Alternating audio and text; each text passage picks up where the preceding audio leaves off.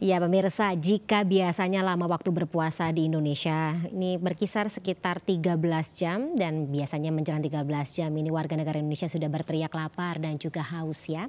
Lain halnya bagi saudara-saudara muslim kita di Swedia. Durasi berpuasa di negara atau salah satu negara Skandinavia ini adalah yang terpanjang di dunia yaitu mencapai 17 jam. Nah pertanyaannya, keseruannya seperti apa? Kemudian juga tantangannya tentu bagi para warga negara Indonesia teman-teman kita di sana. Kita akan bahas lebih dalam bersama dengan diaspora yang tinggal di kota Lund, Swedia. Sore hari ini, pagi lebih tepatnya ya, selamat pagi dengan Gita Ayu Pratiwi. Gita, gimana rasanya sekarang di sana siang, betul di Swedia? Iya, siang. Sekarang menuju jam 12, Mbak Fani. Oke, tapi saya lupa mengucapkan Assalamualaikum warahmatullahi wabarakatuh. Puasanya gimana Mbak Gita? Sampai dengan saat ini lancar? Lancar, alhamdulillah lancar. Jadi lucunya gini Mbak Fani, saya nih kan sekarang puasanya jadi lebih lama ya dari Indonesia ya. Sekarang masih sekitar 15 jam dan nanti kira-kira di akhir Ramadan ini bakalan 17 jam gitu lama puasanya. Tapi biasa aja gitu kerasanya. Justru waktu winter kemarin, saya kan masih ada utang puasa gitu ya pas winter. Saya coba ngodok di pas winter itu, malah kerasa banget laparnya. Padahal bukanya itu kalau pas winter tuh jam 4 kita udah maghrib gitu. Tapi mungkin karena suasananya juga beda ya sekarang Ramadan, jadi kerasanya justru malah lebih ringan gitu. Dan juga kekuatan keimanannya semakin kuat ya Mbak Gita, Masya Allah. Amin. Oke, tapi kalau misalnya bisa digambarkan gitu, emang keseruan Ramadan di sana, kemudian juga antusiasme dari para teman-teman muslim yang melaksanakan ibadahnya bersama-sama tuh kayak apa sih Mbak Gita, ceritain? Iya pasti beda ya Mbak sama di Indonesia gitu kan. Kalau di Indonesia kan kerasa banget gitu vibes Ramadannya. Tapi di sini pun kita kan ada komunitas-komunitas nih kayak saya nih kan suami kan ini ya pelajar gitu di sini. Jadi suami gabung di PPI. Jadi PPI ini ada kegiatan Ramadan gitu. Nah, terus di sini juga ada perkumpulan orang Indonesia, kita namainnya pengajian Skane. Jadi Skane ini wilayah selatannya Swedia gitu. Nah, ini orang-orang Muslim Indonesia dan juga PPI. Ini kita suka bikin pengajian, terus buka puasa bareng gitu. Terus kebetulan juga nih apartemen saya ini deket banget sama masjid, Mbak. Oh. Jadi iya, jadi saya bisa ke masjid gitu, buka puasa di sana, terus tarawih di sana gitu, dan ketemu sama teman-teman Muslim yang bukan dari Indonesia gitu. Dari mana aja Mbak Gita? Nah, kebanyakan sih Swedia ini kan terbuka dengan imigran ya, jadi banyak imigran dari Timur Tengah gitu, dari kayak Turki, Suriah, Pakistan gitu, di sini banyak. Oke, suka ada, nggak tahu sih kalau misalnya di Indonesia tuh kemarin sempat ada beberapa masjid gitu yang mengadakan potluck begitu, bawa takjilan atau berbuka sama-sama. Kalau di sana juga ada nggak gitu kebiasaan potluck? Siapa tahu, oh gimana tuh? Jadi Mbak Gita nyobain makanan dari negara lain kan? Iya benar. Kebanyakan kan dari Timur Tengah gitu ya. Kalau kita kan biasanya buka kolak gitu kan, terus bakwan gitu gorengan. Nah kalau di sini orang-orang banyak baklava jadi takjil di sini. Gita. Gitu. Iya, maaf Mbak nggak kedengeran tadi. Takjilan apa yang paling jadi favoritnya Mbak Gita kalau dari luar Indonesia? Tetap dari Indonesia paling favorit ya Mbak ya. Bawang goreng paling menang ya pokoknya ya. Bawang goreng ya paling menang gitu. Itu saya tiap hari bikin bawang goreng buat suami saya. Tapi kalau lagi di luar gitu ngicip-ngicip yang lain, baklava enak sih. Baklava enak, asal nggak terlalu manis. Oke, tapi kan biasanya yang manis-manis itu menjadi salah satu sasaran ya untuk kita jadikan menu pas lagi berbuka. Nah, Mbak Gita, ciri khas warga Muslim yang ada di Lund, mungkin di Swedia ini seperti apa sih, dan bagaimana pemerintah setempat itu menjadi apa ya namanya semacam pelindung bagi keamanan dan juga kenyamanan beribadah selama Ramadan ini khususnya? Nah, ya kita sebagian kita tahu ya kalau di Swedia ini kan lebih ke sekuler sebenarnya. Jadi pemerintahnya nggak terlalu apa ya, membuat suatu acara atau apa gitu buat Muslim. Tapi yang saya rasakan selama ini sih Muslim di sini aman, Oke. nggak apa namanya, nggak ada sesuatu yang eh, nggak enak lah untuk di sini gitu. Ada Untuk stigma-stigma gitu nggak ibadah, ada ya?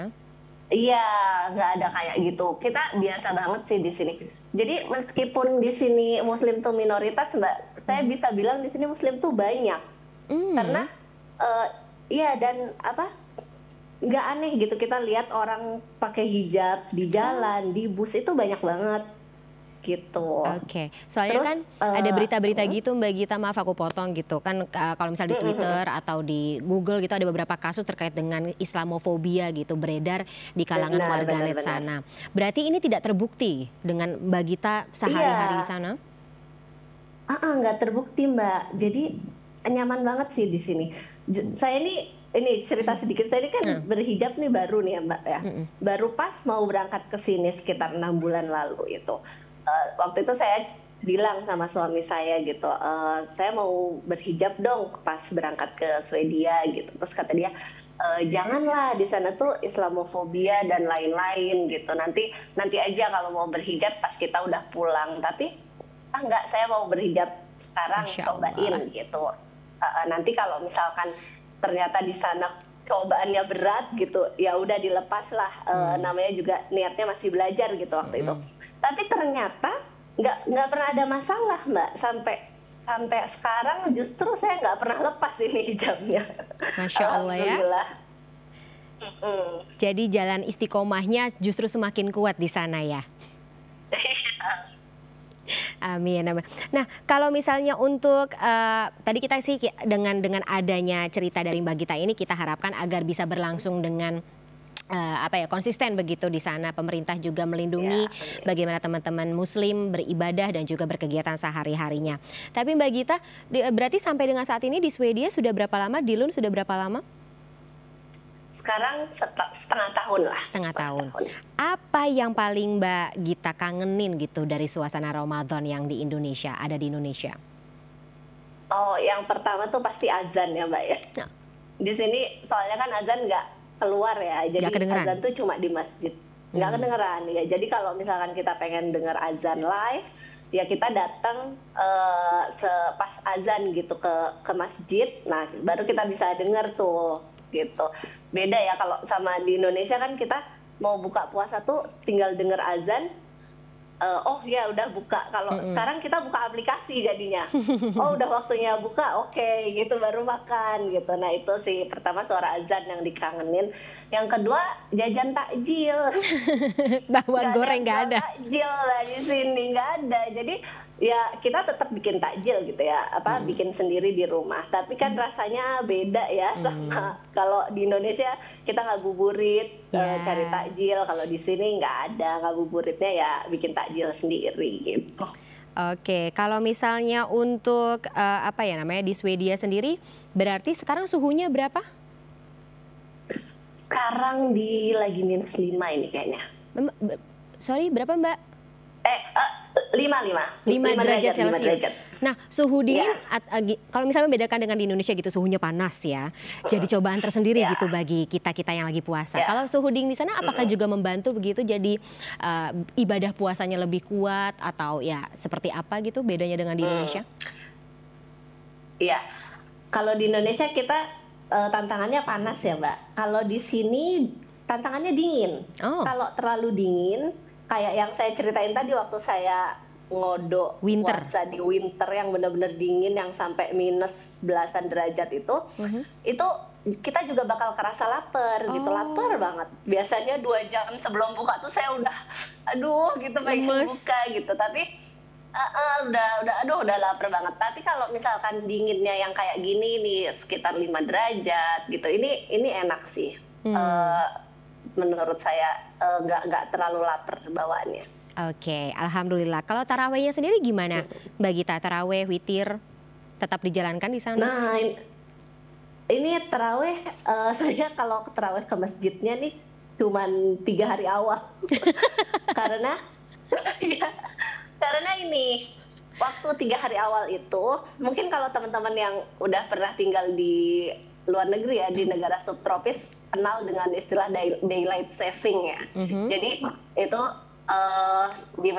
jadi jam itu bisa ganti-ganti gitu loh Mbak di sini.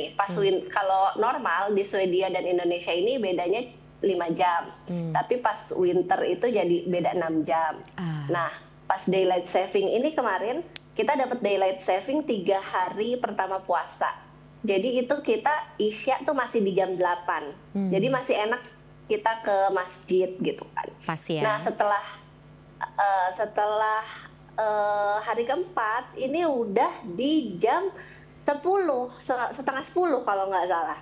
Setengah 10 dia Isyanya baru mulai. Jadi saya apalagi punya anak kecil gitu ya, udah nggak mungkin ke masjid jam setengah 10 malam gitu, anak saya tidur gitu. Jadi kayak jam-jam tahajud ya. Jadi tarawihnya di rumah aja. Tapi untuk di masjid sendiri masih ada begitu ya warga atau umat muslim yang melaksanakan tarawih dan juga witir di sana ya. Alhamdulillah. Ada. Oke, mungkin untuk Mbak Gita sendiri kira-kira ada pesan atau apa ya, mau saying hello gitu kepada keluarga dan juga teman-teman yang ada di Indonesia. Kapan ketemu lagi nih gitu? Sampai kapan di Swedia untuk nanti kembali pulang? Tahun depan insya Allah Juni atau Juli kalau nggak salah. Mudah-mudahan studi suami lancar. Amin ya robbal alamin. Berarti kalau pulang tahun depan, ibadah Ramadannya tahun depan akan dilaksanakan masih di Swedia atau sudah di Indonesia? Waduh, saya belum cek kalender ya Mbak ya. Tapi kalau misalnya mungkin masih dapat 1 kali lagi kayaknya di sini. Di Swedia. Oke, berarti bakwan gorengnya, kolak pisang dan juga biji salaknya masih menunggu di tahun 2024 ya. 2025 begitu ya Mbak Gita. Nggak apa-apa. Mungkin gitu. Bisa dimasak sekarang. Siapa tahu kita bisa memasyarakatkan, kita mengenalkan kepada orang Swedia tadi kekuatan dari bakwan goreng untuk takjil berbuka puasa. Oh iya. Saya kalau ada acara-acara internasional saya bawa bakwan goreng. Nah, pas itu aset bangsa. Baik, Mbak Gita, terima kasih sekali atas waktunya. Sehat-sehat selalu, lancar puasanya sampai dengan Lebaran. Lebaran di sana juga saya harapkan berlangsung fitrah begitu ya bagi teman-teman, Mbak Gita, keluarga dan juga teman-teman di sana. Terima kasih sekali lagi. Selamat sore Mbak Gita. Assalamualaikum. Selamat pagi lebih tepatnya, pagi jelang siang. Assalamualaikum warahmatullahi wabarakatuh. Waalaikumsalam warahmatullahi wabarakatuh.